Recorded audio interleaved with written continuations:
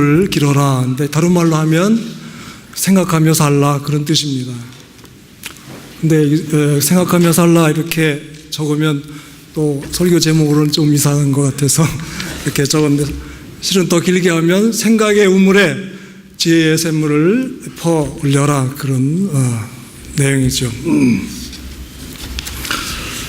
오늘 이 시대에는 사유가 없는 그런 세대라고 말을 해도 과언이 아닐는지 모르겠습니다. 어쩌다 공원에 가보면 많은 사람들이 공원에서 시간을 보내는데, 어떤 사람들은 운동을 하면서, 또 어떤 사람들은 가족과 또 친구와 또 연인으로서 다정하고 즐거운 시간을 보내는 것을 볼 수 있습니다. 그런데 홀로 생각에 잠겨 자신을 위해 사색을 위한 시간을 갖는 사람이 많지 않은 것 같습니다.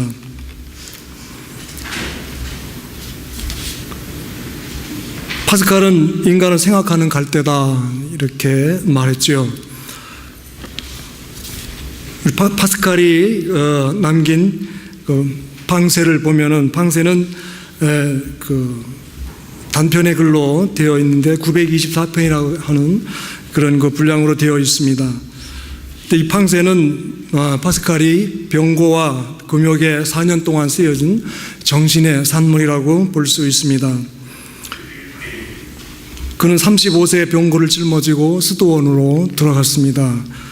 그리고는 거기서 금욕을 하며 또 고행을 하면서 병마와 씨름하면서 이렇게 주옥 같은 글을 남겼는데, 이 방세는 무신론자, 또 기독교를 핍박하는 자들, 또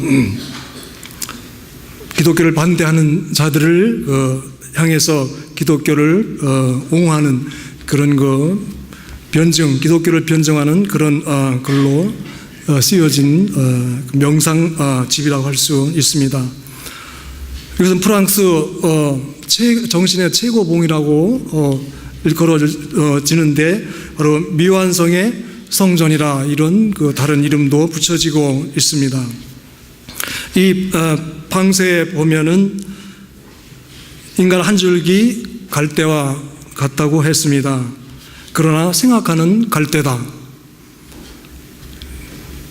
이 우주가 인간을 한 방울의 수증기와 한 방울의 물로 분쇄할 수 있다. 특별히 무장할 필요는 없다고 했습니다. 그러나 인간은 자신이 죽는 것과 이 우주가 인간보다 위대하다고 하는 것을 알고 있는데, 우주는 그것을 모르고 있다고 하는 것이죠. 그래서 인간은 이런 사고를 통하여 고귀한 존재이다 하는 것을 나타내고 있습니다. 파스칼의 명상집을 대하면서 정말 마음이 숭고해지고 깃을 여미게 하는 그런 겸허한 자세를 갖게 됩니다. 인간은 생각하기 위해 만들어진 존재라고 하는 것이죠. 그것은 존엄성의 전부요, 또 가치의 전부라고 했습니다. 사람의 의무는 올바르게 생각하는 데 있다고 했습니다. 첫째는 자기 자신으로부터 생각을 하게 되고, 그 다음은 자신의 창조주와 또 자신의 목적이 무엇인지 이러한 방향으로 생각을 해야 한다고 했는데, 그런데 사람들은 이런 것에 관심을 갖지 않고 또 생각을 하지 않는다고 하는 것이죠. 노래하기를 좋아하고 시를 쓰며 또 현악을 키면서 유의를 하고 전쟁을 일으키며 왕이 되는 그런 일들만을 생각하고 있다고 하는 것이죠. 사람이 무엇인지 또 왕이 누구인지를 생각하지 않는다고 하는 것입니다.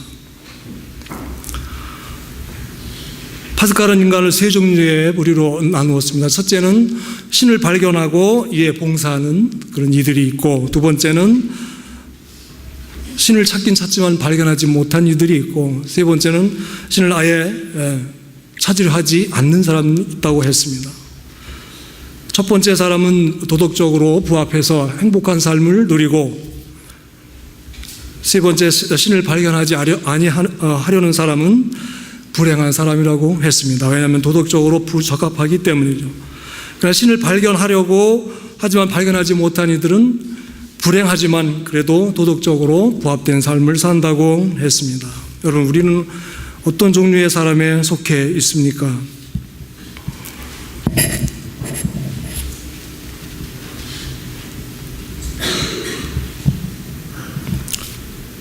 사유의 의무, 사유의 정당성, 이것은 우리가 부인할 수 없는데 한나 아렌트라고 하는 그런 여성 철학자의 이야기를 빌어서 우리는 사유의 중요성을 깨닫게 됩니다. 이 한나 아렌트는 나치의 그 피해자인데 평생에 그의 화두는 전체주의를 철학적으로 해명하는 것이었습니다. 그가 이것을 염두에 두고 전체주의의 기원이라고 하는 책을 썼는데 실망스럽게도 거기에는 전체주의에 대한 그 명확한 그런 기원을 밝히지 못한 점을 사람들이 아쉬워하고 했습니다. 그런데 1961년 12월 예루살렘의 아이만이라고 하는 그런 책을 이 한나 아렌트가 쓰게 되었는데, 이 책에서 그는 그 파시스트로 상징하는 전체주의에 대해서 아주 정확한 그런 그 결론을 내렸다고 세인들은 평가합니다. 이 예루살렘의 아이마이라고 하는 것은 당시 나치즘의 그 선봉자로서 아이마는 유대인의 600명을 학살하는 데 있어서 그런 그 수장 역할을 했던 관료였습니다. 그런데 1960년에 이스라엘 비밀 경찰 모사드에 의해서 아르헨티나에서 체포되어 예루살렘으로 송환되어서 전범으로서 재판을 받게 되었습니다. 이때 뉴요커 그 지의 특파원으로 이 한나 아렌트가 이 전 재판 과정을 볼 수 있는 기회를 갖게 되었습니다. 그래서 그는 그 아이만의 재판 과정을 보면서 아이만의 인물에 대해서 그는 숙고를 했습니다. 그가 재판을 하면서 진술한 그 내용을 보면은 그는 너무나도 평범한 이웃 시민과 같은 사람이었다고 하는 것이죠. 사람들이 생각한 것과 같이 그런 잔악하고 또 사악한 그런 면을 전혀 발견할 수 없었다고 그는 진술을 했습니다. 이 기고문이 뉴욕 교지에 나가자 이를 본 유대인들이 정말 황당해하고 또 실망하고 분노를 사게 되었던 것이죠.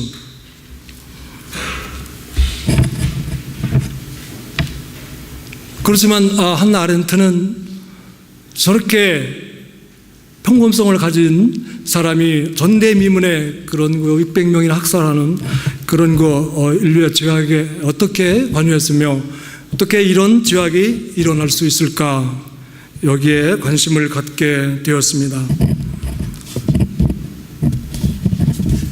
아이만은 자신의 진술에서 자신은 상부의 명령에 순종을 했고 철저히 복종을 했을 뿐 자기는 잘못이 없다고 진술을 했습니다. 그런데 한나 아렌트는 이 아이만에게 면죄부를 준 것은 아닙니다. 그에게서 어떤 사악한 면도 발견하지 못했지만, 그러나 그가 완전한 사유, 전혀 생각을 하지 않은 것에 대해서 그는 죄목을 정했습니다. 그의 인간성은 너무나도 근면하고 성실하였고 또 자기의 임무에 대해서 충실한 그런 사람이었죠. 그러나 그는 생각하지 않았다고 하는 것이죠. 자신이 하는 일이 어떤 일이고 그 결과로 어떤 파급이 일어날지 전혀 생각하지 않았다고 하는 것입니다. 그래서 완전 무사유, 이러한 제목으로 그를 정죄했습니다.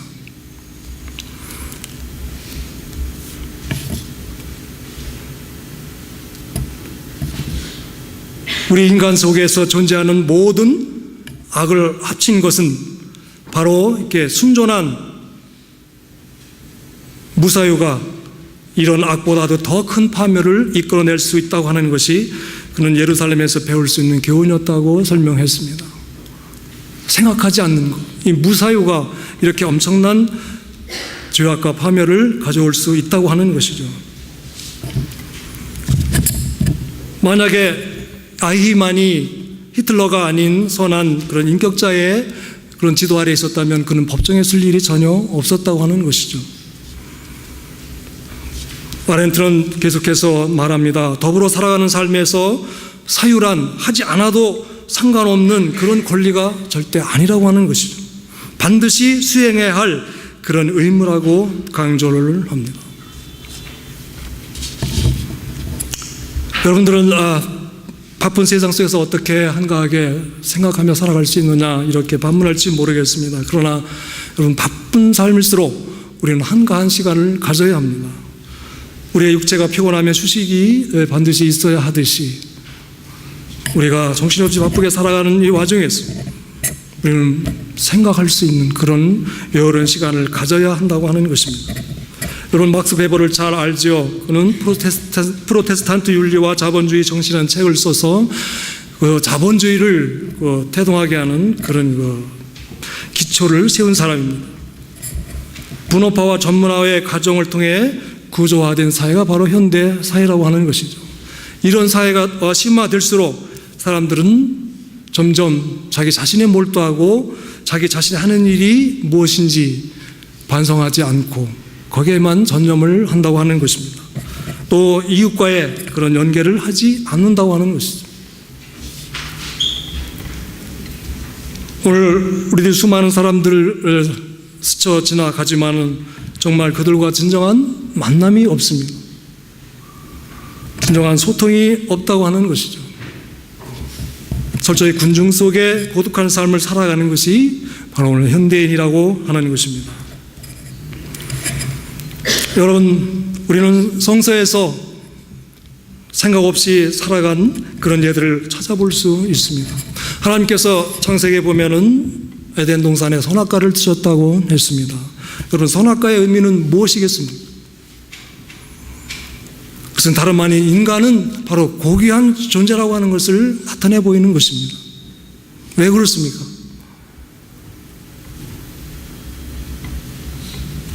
선악과는 하나의 법이죠. 이것을 따먹지 말아라. 그러나 하나님께서는 인간에게 자유의지를 주셨다고 하는 것입니다. 선악과를 따먹을 수도 있고 또 따먹지 않을 수도 있는 것이 인간의 자유의지에 달려 있는 것이죠. 자유의지를 가진 인간이 고귀한 존재라고 하는 것입니다. 우리가 교리를 잠깐 살펴보면 장로교에서는 절대 예정을 주장하죠. 하나님께서 택한 백성은 결코 버림받지 않는다고 하는 거예요. 그러나 알미니안주의 웨슬리안 계통은 자유의지를 강조합니다. 인간의 고귀한 자유의지가 있다. 그래서 선을 선택할 수도 있고 악을 선택할 수도 있다. 계속적으로 악에서 떠나지 아니하면 결국은 버림받는다고 하는 것이 바로 웨슬리안 계통의 교리입니다. 하나님께서 아담과 이브에게 선악과를 주고 이것을 따먹지 말아라 했을 때 그래서 하나의 법이지만 그러나 생각 없는 그런 인간이 아닌 스스로 선택할 수 있는 자유의지를 주셨다고 하는 것, 이것이 인간의 고귀함인 것입니다. 그러나 이러한 존엄한 인간이 선악과를 바라보면서 그 유혹에 빠져 모험직스럽고 보암직스럽고 지혜롭게 할 만큼 탐스럽다고 한 그 선악과를 바라보면서 그는 더 생각하지 아니했습니다. 하나님의 명분을 생각하지 아니했다고 하는 것이죠.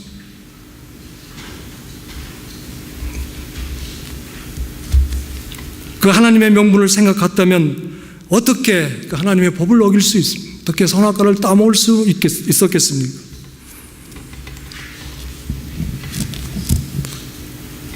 선악과를 따먹으로 인해서 그 엄청난 그 결과를 생각했다면 그는 선악과를 쉽게 따먹지는 아니했을 것입니다.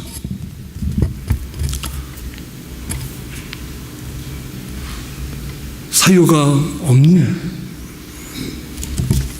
그런 인간, 타락한 그런 존재일 수밖에 없다고 하는 것을 보여주고 있습니다. 여러분, 우리는 야곱과 에서에서 또한 이 사실을 발견할 수 있습니다. 에서가 들에서 사냥을 하다가 노무 시장에서 집에 와보는데 야곱이 팥죽을 끓이고 있었죠. 그래서 노무 시장에서 팥죽 한 그릇을 달라고 했을 때 야곱이 뭐라고 했습니까? 장자의 명분을 내게 달라고 했습니다. 에서는 장자고 뭐고 없었으며 너무 배고파서 그는 팥죽 한 그릇에 장자의 명분을 넘겨주었습니다. 사려 깊고 분별력이 있었다면 이런 경솔한 짓은 절대 하지 않았을 것입니다. 여러분, 금을 내주고 돌을 사는 그런 어리석은 경우와 같은 것이죠. 장자의 명분은 어떤 것입니까?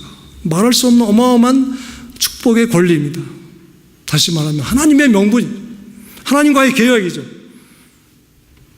장자에게 이후에 이삭이 축복하는 것을 여러분 성서를 통해서 아시겠지만 얼마나 큰 축복을 받습니까? 그건 하나님과의 계약이고 이거는 명분. 그러나 그 명분을 저버리고 진리를 택하는 어리석은 에서. 그것은 아주 오래전에 야곱과 에서의 동화 같은 이야기가 아닌 것입니다. 오늘 우리도 이와 같이 명분을 내어주고 보잘것없는 진리를 취하는 그런 인간의 표상인 것입니다.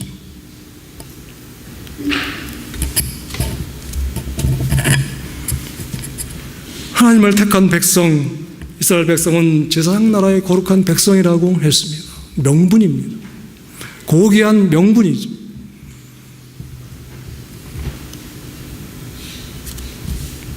그러나 이 세상에 우리가 얽매여 살다 보니까 그런 고귀한 명분을 까마득하게 잊어버리고 우리는 생각 없이 살아가고 있는 것이죠.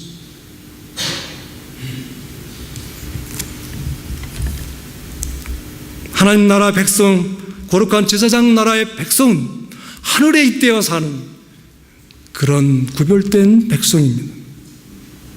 이 거룩한 명분을 우리가 어떻게 함부로 다룰 수 있겠습니까?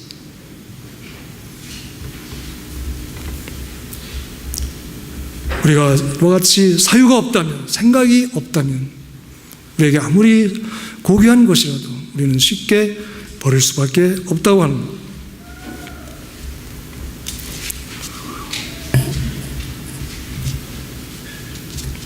보험서에 보면은 한 관원이 예수 믿게 와서 선한 선생님은 내가 어떻게 하여야 영생을 얻을 수 있습니까? 그래서 내가 율법에 명한 대로 다 하였느냐? 다 행했다고 했습니다.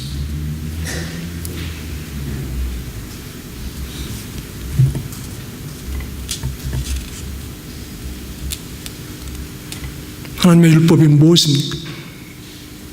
첫째로는 하나님의 계명, 하나님을 사랑하고, 그리고 아래로는 네 이웃을 내 몸같이 사랑하라. 그것이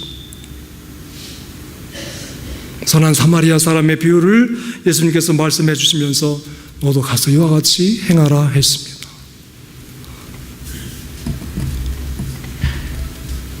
율법의 으뜸은 하나님을 사랑하고 그리고 이웃을 사랑하는 것입니다.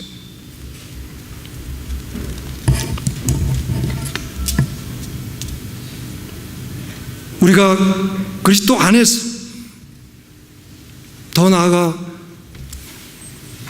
교회, 주님을 그리스도로 고백하는 사람들의 모임이 교회죠. 우리가 교회 안에 공동체 속의 일원으로서 살아간다면 우리는 하나님의 나라와 그 의를 구해야 하는 것이 마땅하지요. 하나님 나라와 그 의를 먼저 구하라. 그러면 이 모든 것을 너에게 더하시리라. 우리가 깊이 묵상하고 또 생각해야 할 말씀입니다.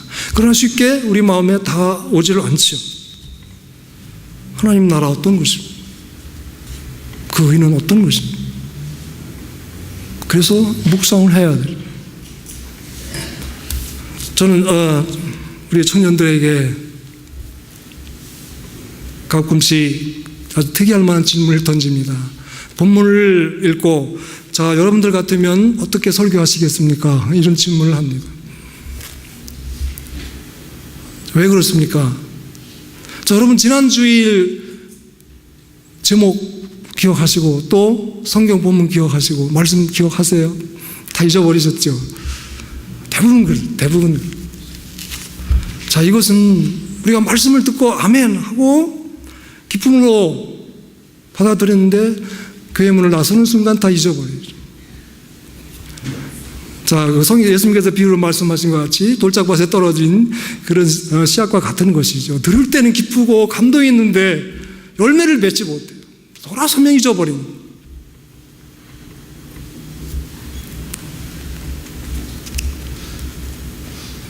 그래서 여러분 같으면 오늘 설교를 어떻게 구상을 하시겠습니까? 자, 사람의 마음속에 모략이 있는데 깊은 물과 같아서 명철한 사람은 그것을 길어내느니라. 자, 주옥 같은 말씀이죠. 저도 이 말씀에 뿅 가서 제가 이 말씀을 본문으로 삼았습니다. 자, 여러분 같으면 어떻게 설교를 구상하시겠습니까?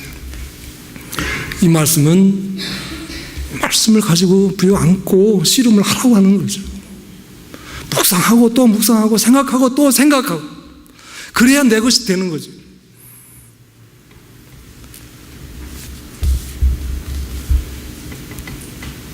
이런 하나님의 말씀의 묵상과 생각, 고민이 없다면 쉽게 하나님 말씀이 내 안에 정착되지 않습니다. 그리고 나의 신앙이 성장하지 않는 것이죠. 우리가 들으면서 끝나면 안 된다고 하는 것입니다.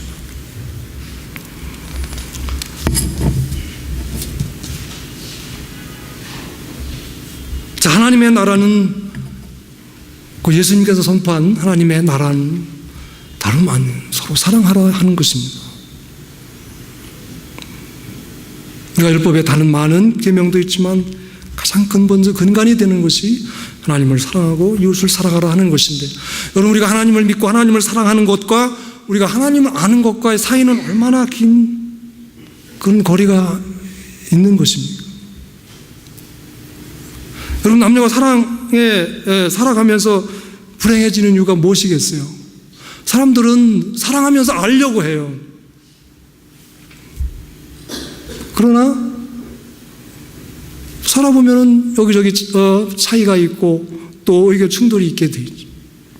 그래서 알면서 사랑해야지, 사랑하면서 알아가면은 이런 충돌이 많이 있다고 하는 것입니다. 자, 여러분들, 우리가 하나님을 믿고 하나님을 사랑한다고 하지만 하나님에 대해서 아는 것은 얼마나 되는가 하는 거죠. 이것은 우리가 하나님의 말씀을 매일매일 읽고 대하면서 깊이 묵상을 해야 한다고 하는 것입니다. 하나님을 모르면서 어떻게 하나님을 사랑하고 하나님을 믿겠어요? 물론 하나님이 우리의 이성으로 다 이해되어지는 것은 아니지만 우리가 적어도 내가 믿는 것은 이성으로 정리할 수 있어야 하는 것입니다. 그래야 맹목적이 되지 않는 겁니다.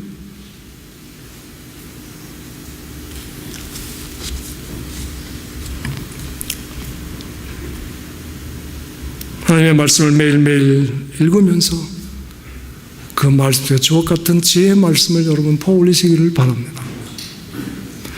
내 이웃을 내 몸같이 사랑하라 성서는 말씀하고 있습니다. 자, 내 이웃을 내 몸같이 사랑하라 했는데 우리의 삶은 너무나도 다양하고 복잡해서 내 형편에서 어떻게 해야 하는 것이 내 이웃을 사랑하는 것일까 생각해야 되겠죠. 그렇죠? 생각하지 않고 어떻게 이웃을 사랑할 수 있겠습니까?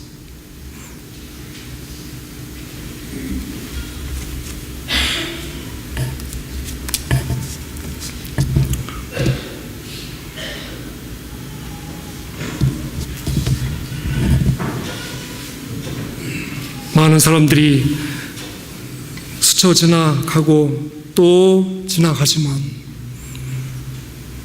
우리의 마음의 문을 열고 함께 공감하고 함께 소통할 수 있는 그런 사람을 우리는 만나지 못합니다.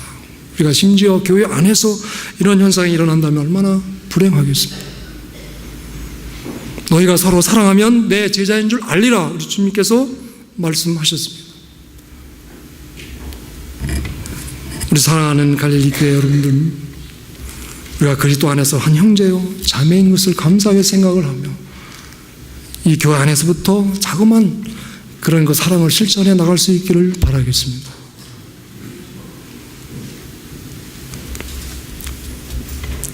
예수님은 소자에게 물 한 그릇 떠준 것까지도 하늘에서 그 상을 잃지 않겠다고 말씀하셨습니다. 나를 좋아하고 나를 사랑하는 사람을 내가 사랑하는 것은 그건 누구나 할 수 있는 일이죠. 이방인들도 그렇게 할 수 있다고 했습니다. 오늘 이 시대 우리가 이 갈릴리 교회, 이 거룩한 하나님의 공동체 안에서 우리가 한 그리스도의 일원으로서, 그리스도인의 일원으로서 살아간다고 하는 것이 얼마나 축복된 일이고 행복한 일입니까? 그래서 여러분, 교회에 오면 하나님 앞에 예배하면서 또 반가운 우리 식구들 얼굴 대하며 인사하며 마주보는 것 얼마나 즐겁고 행복한 일입니까? 그렇죠?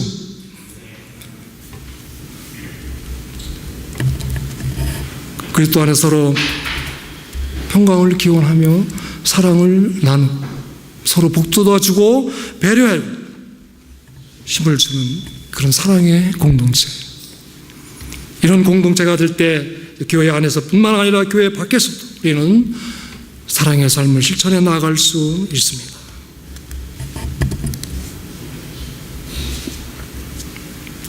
복 있는 사람은 율법을 즐거워하여 주야로 묵상하는 자로다 했습니다. 여러분들은 다 복되신 사람이 될 수 있기를 바랍니다. 하나님의 말씀을 매일매일 묵상하면서 그 말씀 속에서 지혜의 말씀을 뽑아내고